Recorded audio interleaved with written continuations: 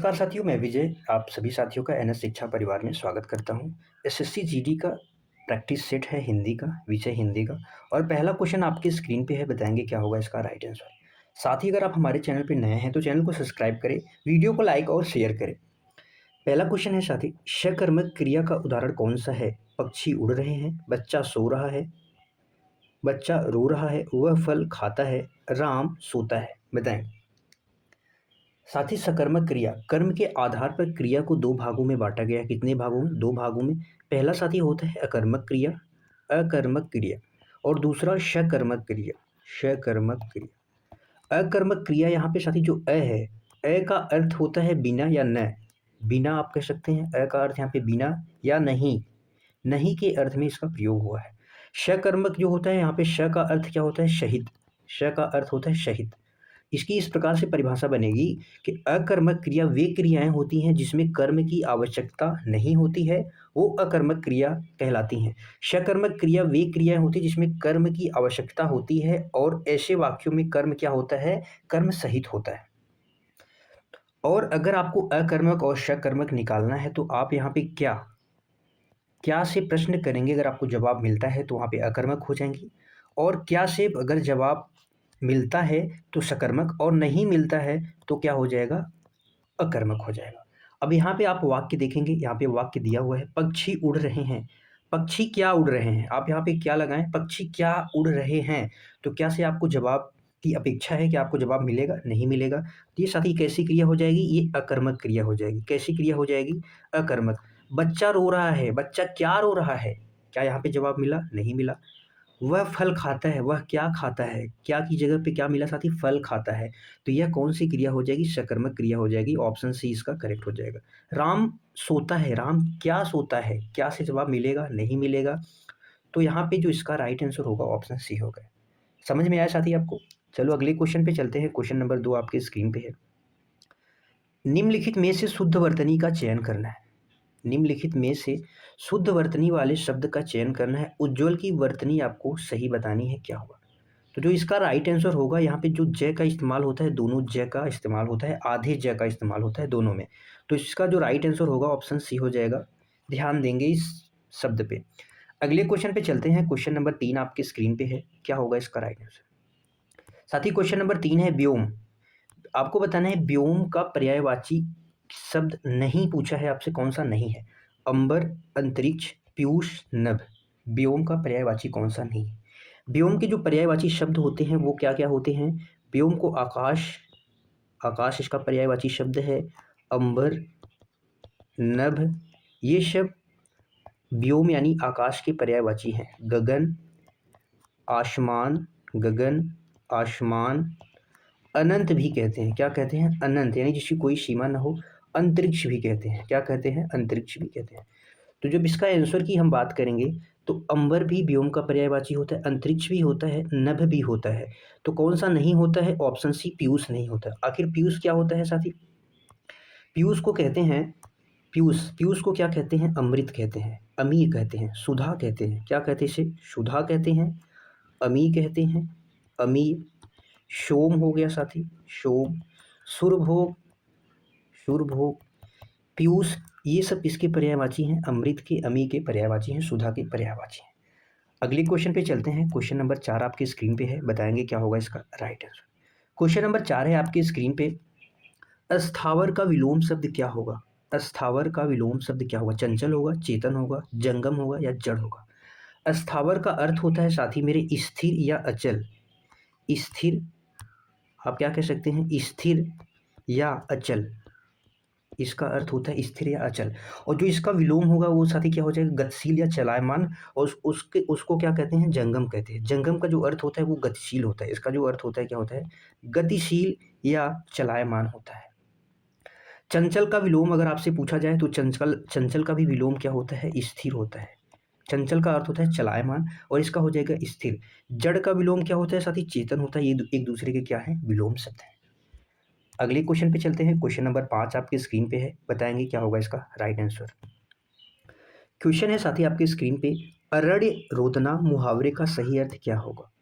क्या जंगल में रोना, निरर्थक प्रयत्न या ऐसी बात जिस पर कोई ध्यान न दे, विलाप करना या कठिन कार्य करना। अरड़ का अर्थ होता है साथी जंगल। अरड़ का अर्थ क्या होता है? जंगल होता है। रोदना का अर्थ होता है, आप समझ लो एक प्रकार से रोना।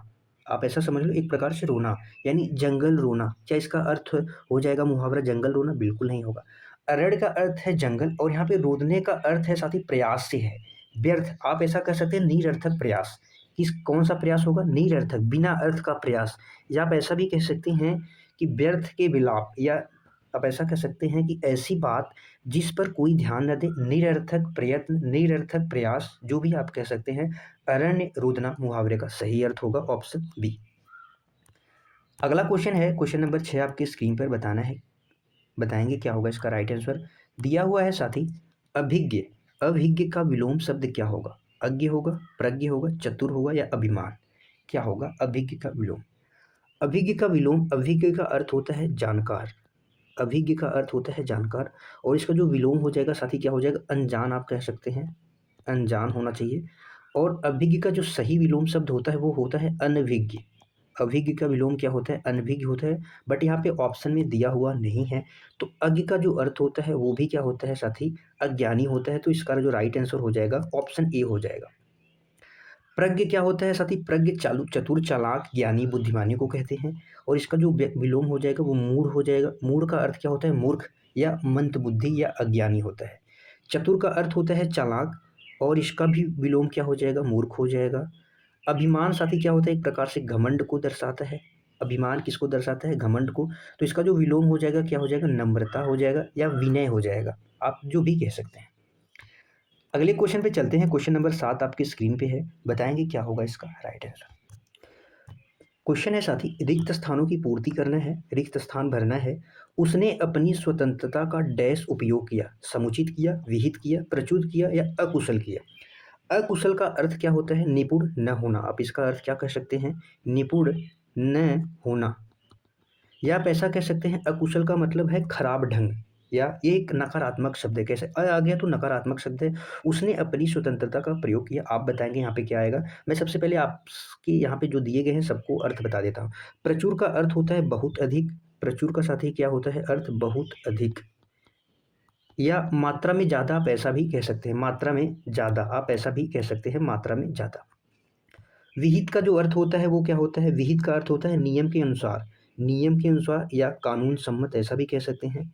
तो इसका जो अर्थ होता है नियम के अनुसार।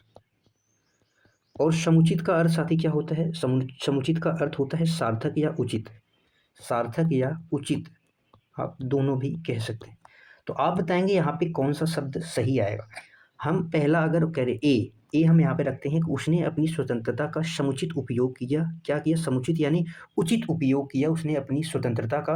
तो यहाँ पे यह शब्द क्या है? सबसे सटीक बैठ रहा है, क्योंकि जब आपको फ्रीडम मिलती है, आपको स्वतंत्रता दी जाती है, तो आप उसका सार्थक सही चीज़ में प्रयोग करेंगे, न कि गलत चीज़ में आपको प्रयोग कर रहे हैं। वहाँ पे नियम कानून की कोई बात नहीं हो रही है, तो आप यहाँ पे नियम कानून का कोई भी प्रावधान नहीं प्रयोग करेंगे। बहुत अधिक मात्रा में क्यों प्रयोग करोगे भाई स्वतंत्रता का? तो ये भी नहीं हो जाएगा। इसका अर्थ होता है निपुण न होना, नकारात्मक होता है, तो ये अपने आप में ही गलत हो गया। तो यहाँ पे जो सही आंसर होगा ऑप्शन ए हो जाएगा। अगले क्वेश्चन पे चलते हैं। क्वेश्चन नंबर 8 आपकी स्क्रीन पे है, बताएंगे क्या होगा इसका राइट आंसर। यहाँ पे दिया हुआ है साथी, क्या दिया है? हाथ कंगन को आरसी क्या? लोकोक्ति का अर्थ क्या है? लोकोक्ति का अर्थ होता है कहावत। कहावत जो देसी भाषा का शब्द है कहावत। इसका अर्थ आपको बताना है हाथ कंगन को आरसी क्या? प्रत्यक्ष को प्रमाण की आवश्यकता नहीं, सुंदर व्यक्ति को जेवर की जरूरत नहीं, अहंकार करना या पास की वस्तु न दिखना, पास की वस्तु न दिखना। यहाँ पे साथी जो हाथ में कंगन, हाथ कंगन का अर्थ हो जाएगा हाथ में जो कंगन है। और आरसी का अर्थ होता है दर्पण या शीशा, आप कह सकते हैं। आरसी का अर्थ क्या होता है? दर्पण या शीशा। यानी इसका अगर हम अर्थ निकालें तो हाथ के जो कंगन है, हाथ के जो कंगन है उसको देखने के लिए क्या शीशे की आवश्यकता होती है? नहीं होती है, आप सीधे ही देख सकते हैं, उसको आवश्यकता नहीं होती है। तो इस लोकोक्ति का सही अर्थ हो जाएगा ऑप्शन ए कि प्रत्यक्ष को प्रमाण की आवश्यकता नहीं है। हाथ में जब कंगन है तो उसके लिए आपको शीशे की आवश्यकता नहीं है। उसी प्रकार प्रत्यक्ष को प्रमाण की आवश्यकता नहीं है। नहीं भूलेंगे। चलते हैं अगले क्वेश्चन की तरफ। क्वेश्चन नंबर 9 आपके स्क्रीन पे है, बताएंगे क्या होगा इसका राइट आंसर। यहाँ पे दिया हुआ है साथी हलाहल। हलाहल का विलोम क्या होगा? विष होगा, गरल होगा, सुधा होगा या वारी होगा? हलाहल साथी क्या होता है? हलाहल किसको कहते हैं? विष। किसको कहते हैं? विष या जहर। विष भी कहते हैं, जहर भी कहते हैं और गरल भी कहते हैं। विष भी कहते हैं, गरल भी कहते हैं। तो ये दोनों तो नहीं हो सकते क्योंकि ये जहर के पर्यायवाची है। तो जो इसका विलोम होगा साथी वो क्या होगा? सुधा होगा। क्या हो जाएगा? सुधा। ऑप्शन सी करेक्ट हो जाएगा। सुधा किसको कहते हैं? अमृत को कहते हैं। सुधा किसको कहते हैं? अमृत को कहते हैं। और सुधा को साथी क्या कहते हैं? पीयूष कहते हैं। पीयूष। सोम। सोम भी कहते हैं। सुरभोग। ये सब किसके पर्यायवाची हैं? अमृत के पर्यायवाची हैं। सुरभोग। वारी। ये वारी साथी गलत लिखा हुआ है यहाँ पे। वारी पे र पे छोटी ई का प्रयोग होगा तो इस वारी का अर्थ होता है क्या? जल। जल के और कौन कौन से पर्यायवाची हो सकते हैं? नीर हो सकता है, तोय हो सकता है, सलील हो सकता है। ये सब जल के पर्यायवाची हैं। तो हलाहल किसका पर्यायवाची हो जाएगा? हलाहल विष, जहर, गरल ये सब एक दूसरे के पर्यायवाची हैं। इसका विलोम साथी क्या हो जाएगा? सुधा हो जाएगा। अगले क्वेश्चन पे चलते हैं। क्वेश्चन नंबर 10 आपके स्क्रीन पे है, बताएंगे मृगेंद्र का पर्यायवाची कौन सा है? ऑप्शन आपके सामने दिए गए हैं। हिरण, शार्दुल, अहि, कुरंग। बताएंगे कुरंग साथी किसको कहते हैं? हिरण। कुरंग का पर्यायवाची क्या है? हिरण है। और क्या? अहि। अहि जो होता है ये साथी क्या होता है? सांप के पर्यायवाची है, सांप कहते हैं। शार्दुल किसको कहते हैं? शेर को कहते हैं। शेर को कहते हैं। हिरण साथी हिरण का हिरण हो जाएगा। और मृगेंद्र को क्या कहते हैं? मृगेंद्र को शेर कहते हैं, शार्दुल कहते हैं। इसका पर्यायवाची ऑप्शन बी हो जाएगा। अन्य अगर पर्यायवाची शब्द की बात करें तो शेर को क्या कहते हैं? वनराज। वनों का राजा होता है वनराज। मृगराज। मृगराज कहते हैं। केहरी कहते हैं। केहरी। केशरी भी कहते हैं। केशरी। केशरी महावीर हनुमान जी का भी पर्यायवाची है। तो महावीर भी शेर को कहते हैं, हनुमान जी का ये भी पर्यायवाची है। व्याघ्र कहते हैं। व्याघ्र पंचमुख भी कहते हैं, शेर का पर्यायवाची है, याद रखेंगे। हिरण के जो पर्यायवाची शब्द हैं साथी उसको क्या कहते हैं? मृग। मृग, कुरंग, हिरण और क्या कहते हैं? शारंग। सारंग हो गया। हरीड़ हो गया। हरीड़। कृष्णसार हो गया। सब किसको कहते हैं? हिरण को कहते हैं। इसका जो राइट आंसर होगा ऑप्शन बी होगा। अगले क्वेश्चन पे चलते हैं। क्वेश्चन नंबर 11 आपके स्क्रीन पे है, दिया गया है शुद्ध वाक्य का आपको चयन करना है। शुद्ध वाक्य का चयन करना है। साहित्य और जीवन का घोर संबंध है, साहित्य और जीवन का अभिन्न संबंध है, साहित्य और जीवन का घनघोर संबंध है, साहित्य और जीवन का अटूट संबंध है। बताएंगे साथी क्या होगा इसका राइट आंसर। यहाँ पे साहित्य और जीवन का घोर संबंध है। घोर का इस्तेमाल साथी नकारात्मक के लिए होता है। नकारात्मक। नकारात्मक कैसे होता है? जैसे घोर, घोर से आप शब्द बनाए घोर अपराध। घोर क्या हो जाएगा? अपराध। तो क्या यहाँ पे साहित्य और जीवन एक अपराध है? नहीं है। तो यहाँ पे घोर शब्द का इस्तेमाल नहीं हो सकता। घोर क्या हो सकता है? अंधकार हो सकता है। तो साहित्य और जीवन का घोर संबंध तो यहाँ पे घोर नकारात्मक को दर्शाता है, तो यहाँ पे ये नहीं होगा। घन घोर। घन घोर साथी क्या होता है? ये प्रायः किसी ऐसी चीज़ का, ऐसे चीज़ में इसका प्रयोग होता है जो क्या होता है? इसका भी प्रयोग नकारात्मक के लिए होता है। जैसे घनघोर घटा, घनघोर बारिश, यानी जब कौनो किसी चीज़ को बढ़ा चढ़ा दे, घनघोर, तो वहाँ पे भी ये चीज़ यहाँ पे भी क्या हो जाएगी? गलत हो जाएगी। अटूट। अटूट का अर्थ होता है मजबूत, लेकिन साहित्य के संबंध संदर्भ में साथी यहाँ पे अभिन्न दिया हुआ है, तो अभिन्न ही इसका सही राइट आंसर होगा। अटूट क्या होता है? एक रिश्ता होता है, अटूट एक संबंध होता है। और लेकिन यहाँ पे साहित्य और जीवन का एक अटूट संबंध नहीं होगा। अटूट संबंध नहीं होगा, अभिन्न संबंध होगा। अभिन्न संबंध का अर्थ है जिसे अलग न किया जा सके। अभिन्न का अर्थ होता है कि जिसको अलग न किया जा सके। जीवन एक दूसरे से गहराई से जुड़ते हैं, इसलिए जो व्याकरणिक दृष्टि से हम देखा जाए तो अभिन्न या अभिन्न की जगह घनिष्ठ भी होता तो घनिष्ठ सबसे सही होता। क्या होता? घनिष्ठ सबसे सही होता और सबसे सटीक होता। तो लेकिन इसका राइट आंसर ऑप्शन बी हो जाए। अगले क्वेश्चन पे चलते हैं। क्वेश्चन नंबर 12 आपके स्क्रीन पे है, बताएंगे क्या होगा इसका राइट आंसर। यहाँ पे दिया हुआ है पावक किसका पर्यायवाची है? जल का है, वायु का है, अग्नि का है या पृथ्वी का है? पृथ्वी का है। पृथ्वी के जो पर्यायवाची शब्द हैं साथी उसको क्या कहते हैं? भू, धरा, भूधरा, वसुंधरा, भूधरा, वसुंधरा। इसके साथ साथ क्या कहते हैं? भूमि। भूमि के अलावा धरती भी कहते हैं। ये किसके पर्यायवाची हो गए? पृथ्वी के पर्यायवाची हो गए। अग्नि के जो पर्यायवाची हैं वो क्या क्या है? पावक है। पावक। आग। पावक हो गया, आग हो गया, अग्नि हो गया, ज्वाला हो गया, हुतासन हो गया। दहन हो गया, ये सब किसके पर्यायवाची हैं? अग्नि के पर्यायवाची हैं। तो जो इसका राइट आंसर हो जाएगा ऑप्शन क्या हो जाएगा साथी? सी हो जाएगा, ऑप्शन सी हो जाएगा। वायु को क्या कहते हैं? हवा, हवा के अलावा शमीर, हवा के अलावा शमीर कहते हैं, पवन कहते हैं, अनल कहते हैं, अनल क्या कहते हैं? अनल। अनिल तो साथी अग्नि को कहते हैं। अनल हो गया, पवन हो गया, वात हो गया, ये सब क्या है? हवा के पर्यायवाची हैं। पानी के जो पर्यायवाची शब्द हैं वो कैसे कौन कौन से हैं? पानी, जल को पानी कहते हैं, नीर कहते हैं, वारी, सलिल, तोय, ये सब किसके पर्यायवाची हैं? जल के पर्यायवाची हैं। किसके पर्यायवाची हैं? जल के। अगले क्वेश्चन पे चलते हैं। क्वेश्चन नंबर 13 आपकी स्क्रीन पे है, बताएंगे क्या होगा इसका राइट आंसर। यहाँ पे दिया गया है निम्नलिखित में से कौन सा शब्द विशेषण है? अनुशासन, शासन, अनुशासित या अनुशंसा। यहाँ पे पहला ऑप्शन देखेंगे अनुशासन। अनुशासन साथी क्या है? एक संज्ञा शब्द है, वो भी कैसी संज्ञा है? भाववाचक है, भाववाचक संज्ञा है। कैसी संज्ञा है? भाव है। अनुशासन में कोई व्यक्ति रहता है वो अपने मर्यादा में रहता है। शासन क्या है साथी? यह भी एक संज्ञा शब्द है। क्या है? यह भी एक संज्ञा शब्द है। यह एक राज का जो नियंत्रण प्रणाली है, आप ऐसा कह सकते हैं। निरंतर जो क्रिया है यानी जो कानून की व्यवस्था है वो शासन है, और शासन का एक अपना अलग नाम है, तो उसको क्या कहते हैं? संज्ञा कहते हैं। अनुशंसा, अनुशंसा की बात करें तो इसका अर्थ क्या होता है? सिफारिश। इसका अर्थ क्या होता है साथी? सिफारिश होता है। तो ये भी विशेषण नहीं है। यहाँ पे ऑप्शन क्या हो जाएगा? सी सही हो जाएगा। अनुशासित, अनुशासित एक विशेषण शब्द है, क्योंकि यह क्या करेगा? संज्ञा या सर्वनाम की विशेषता बताएगा। किसकी विशेषता बताएगा? संज्ञा या सर्वनाम की विशेषता बताएगा। जैसे हमने कहा साथी अनुशासित, अनुशासित छात्र, छात्र कैसे हैं? छात्र यहाँ पे संज्ञा शब्द हो गया। और छात्र कैसे हैं? अनुशासित हैं। अनुशासित जीवन, अनुशासित व्यक्ति, यानी एक विशेषण के बाद एक संज्ञा शब्द आप आसानी से लिख सकते हैं, तो इससे ही आप विशेषण निकाल सकते हैं। विशेषण के बाद एक संज्ञा शब्द लिखा जा सकता है। अनुशासित व्यक्ति हो सकता है, अनुशासित छात्र हो सकता है, अनुशासित जीवन भी हो सकता है। तो इसका राइट आंसर ऑप्शन सी हो जाएगा। अगले क्वेश्चन पे चलते हैं। क्वेश्चन नंबर 14 आपकी स्क्रीन पे है।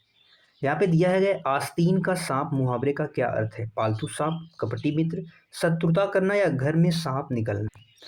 आस्तीन का सांप साथी, आज का जो प्रैक्टिस सेट है एकदम शानदार प्रैक्टिस सेट है, क्लास को शेयर जरूर करेंगे। आस्तीन का सांप होता है कि मित्र के भेष में, मित्र के भेष में शत्रु। तो इसका जो राइट आंसर होगा मुहावरा कपटी मित्र होगा, कपटी मित्र होगा। भरोसेमंद होने का नाटक केवल करता है आस्तीन का सांप होता है। इसको आप विश्वासघाती मित्र भी कह सकते हैं, विश्वासघाती मित्र भी कह सकते हैं। आस्तीन का सांप मुहावरे का सही अर्थ होगा।